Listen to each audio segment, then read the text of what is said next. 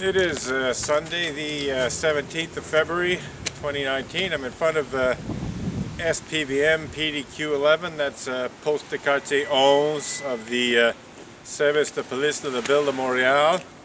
And I'm protesting against SPVM police repression of my Canadian Charter of Rights and Freedoms guaranteed right to engage in peaceful public protest against Unitarian Universalist clergy abuse, which includes, but is not limited to, such despicable crimes as pedophilia and rape committed by certain Unitarian Universalist ministers. If I can quote two choice phrases from the cease and desist demand letters that the Unitarian Universalist Association's Stikeman Elliott lawyer had me served with in 2012, falsely accusing me of the criminal act of blasphemous libel for telling the readily verifiable truth about such despicable crimes as pedophilia and rape committed by certain Unitarian Universalist ministers, to say nothing of certain Unitarian Universalist Sunday school teachers.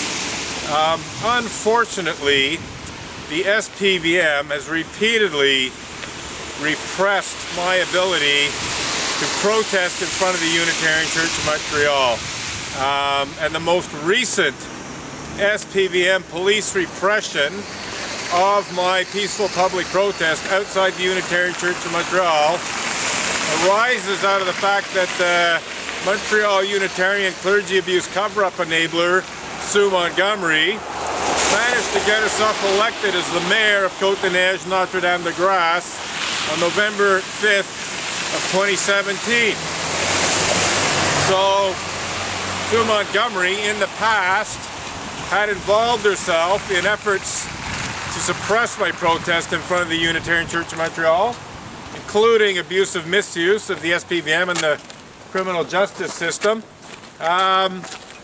So when she became mayor of Côte-des-Neiges, Notre-Dame-de-Grâce, one of the very first things that she did was to misuse Canada's criminal harassment law against me.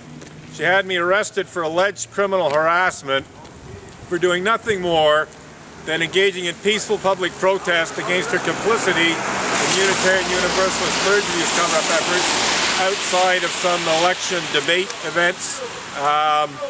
Asking a tough question at one of the debates. I should add that that tough question that I asked was not addressed to Sue alone. It was a question addressed to all three mayoralty candidates, but Sue presented it as being harassment of her. The only other thing I did, which she tries to pretend is stalking of her, is I had a chance encounter with Sue on the corner of de Maisonneuve Boulevard and Marlowe Street across from Vendôme Metro Station on the 5th of December of 2017, if I remember correctly. I was waiting for the bus. I was talking to a friend specifically about Sue Montgomery's complicity in Unitarian Universalist clergy abuse cover-up efforts when she walked by coming down Marlowe Street. It was one of those speak of the devil moments.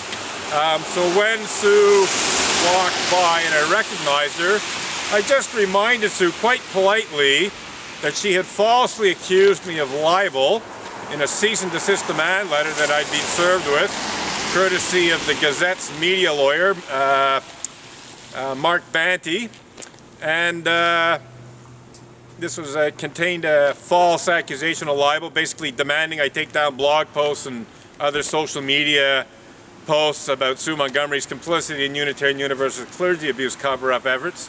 And it was a completely false accusation. I pointed out how false it was. And so I just said to Sue, reminded her about that, and told her she should make amends. She ignored everything, and then apparently she went to the police to accuse me of criminal harassment. So on December 11th, I went to Montreal City Council meeting to ask a question during the public questions period, and I was arrested on the spot by SPVM police officers who had essentially been ordered to arrest me by a SPVM sergeant detective. So I don't blame the GI Group Intervention Cops for arresting me. They were just following orders that I'm sure they believed were legitimate. They were very nice about it too, I will add. That it was actually one of the nicest arrests I've ever had. They were very gentlemanly about it. I have no complaints whatsoever about the manner in which I was arrested, but I shouldn't have been arrested at all because the criminal harassment accusation is simply spurious. There's nothing I'm doing regarding Sue Montgomery that can be reasonably construed as posing a reasonable, causing her to have reasonable grounds to fear for her personal safety. I've never threatened Sue. I've never had any history of violence or anything. There's like really nothing I'm doing that constitutes criminal harassment. But nonetheless, SPVM Sergeant Detective acted on Sue Montgomery's complaint against me, almost certainly because of who she is, almost certainly because she was elected as the mayor of Côte-des-Neiges, Notre-Dame-de-Grâce, and also a few days or a week or so before I was arrested, she was appointed by Valérie Plante as the deputy mayor of Montreal. So Sue was basically a high-ranking politician who I believe was able to get me arrested only because she was a high-ranking politician. Sue Montgomery had gone to the SPVM with the same complaint as an ordinary citizen, as the retired Montreal Gazette justice reporter. I'm sure the SPVM would have just told her, look, there's nothing there, there's nothing we can act upon. You know, he's just protesting, he's just asking questions at city council meetings. You know, there's no criminal harassment there. But nonetheless, because of who she is, Sue Montgomery was able to persuade the SPVM to arrest me on criminal harassment charges. There's no question in my mind that there's a certain amount of what Ian Lafreniere calls ingérence politique involved in this. That this is basically an abusive misuse of Sue Montgomery's power as a politician. So anyway, Sue put conditions on me that prevented me from protesting in front of the Unitarian Church of Montreal. The Unitarian Church of Montreal was named in the original court conditions that I was forced to sign under threats of imprisonment.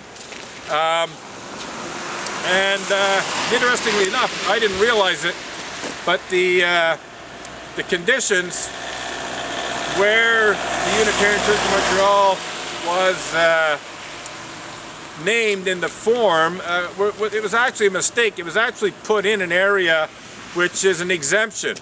There's no question that this was a mistake. There's no question that Sue had wanted the church in there, but as it turns out, it was actually written into an area that's an exemption. So I could have continued to protest outside the church, but I didn't realize it because it looked like I was being prohibited from being outside the Unitarian Church of Montreal. It was only when I was able to get a lawyer sometime later that he pointed this out to me. And he was also able to get the conditions modified in such a way that the Unitarian Church of Montreal was taken right out of it. So new conditions were agreed to, again under duress, again under threat of imprisonment, but nonetheless I agreed to conditions where I was allowed to protest in front of the Unitarian Church of Montreal, and I was also allowed to go to city council meetings and ask questions, which I did. And to make a long story short, on the 6th of December last year, as I was discussing with my lawyer how we were going to proceed with the trial, which was supposed to happen on September 10th, my lawyer received a phone call from the Crown prosecutor on the case, informing him that I'd been charged with breach of conditions and also additional criminal harassment charges, and that I was essentially needed to report to the police, basically being arrested again. So I did that. I went to the police station, and I was given new, much harsher conditions, and those harsher conditions put the Unitarian Church of Montreal back in. It also put a 300-meter perimeter around Sue Montgomery, which is quite frankly ridiculous because I have no intention of causing her the slightest physical harm. And this 300-meter perimeter around her makes it impossible for me to be places where I think I have every right to be, including the Unitarian Church of Montreal, if she happens to show up there. So here's the deal. According to my lawyer, the fact that the church has been put back in the conditions does not mean that I can't protest outside the church. He says as long as you're on the sidewalk, you're okay. And he told me that he had the reassurances of the Crown Prosecutor that I could protest outside the Unitarian Church of Montreal if I wanted to. However, the 300-meter perimeter around Sue Montgomery may overlap with the Unitarian Church of Montreal if she's at home. I don't know exactly where Sue Montgomery lives. I've been told she lives on Marlowe Street, across from the hospital, so between Sherbrooke and the Mason Boulevard on Marlowe. That's where I've been told by two people that she lives, but I have no absolute proof of that. I really don't know where she lives. And the other thing too is, she could come to the Unitarian Church of Montreal, in which case I'd be within the perimeter and unable to protest. I'd basically have to leave if she, if I knew that she was at the church or coming to the church. So that makes it difficult, if not impossible, for me to protest outside the Unitarian Church of Montreal against Unitarian Universalist clergy abuse. So I said, well, since I can't safely protest outside the church, I'll protest here outside PDQ 11, since they are largely responsible for the fact that I can't protest outside the Unitarian Church of Montreal, and also because PDQ 11 police officers have repeatedly interfered in my protest in the past, and my protest has in fact been shut down in the past as a result of SPVM police officers of PDQ 11 acting upon spurious complaints brought against me by Montreal Unitarian. So essentially, since I can't protest against Unitarian Universalist clergy abuse and cover up the denial of clergy abuse, que t'es sûr? Ouais, ça va? Bien, vous? Très bien, très bien. Ah, Sergent Grégoire, c'est vous qui est responsable du poste. Oui. Veux-tu savoir ce que vous faites aujourd'hui? Oui, j'ai fait une petite manifestation parce que Sue Montgomery m'a fait arrêter pour harcèlement criminel. Elle a imposé des conditions sur moi qui me prévient de manifester devant l'Église unitarienne de Montréal. Alors, en tant que je ne peux pas manifester devant l'Église unitarienne de Montréal, sans être possiblement arrêté pour bris des conditions, je manifeste. C'est bon, ça. Good, excellent. Ah, il y a une manifestation devant le poste. Non, c'est ça, c'est ça. OK, bien, passez une bonne journée. Bonne vous aussi. Et merci pour respecter mes droits ici. Ah, il n'y a pas de problème. So that was the sergeant from the station. He just came out and he wanted to know what my protest was about.